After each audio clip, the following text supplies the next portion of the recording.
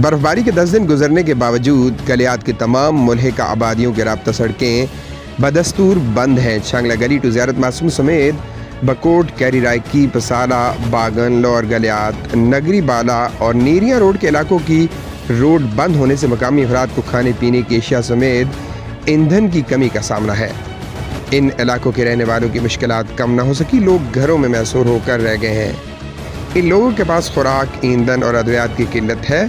लोग अपने मरीजों को अस्पताल मुंतकिल करने के लिए शदीद मुश्किलात से दो-चार हैं। लोगों ने मुतालबा किया है कि सूबाई हुकूमत और ज़िला इंतज़ामिया को चाहिए कि इन इलाकों के रोड को जल्द से जल्द खोलकर लोगों की मुश्किलात में कमी लाई जाए।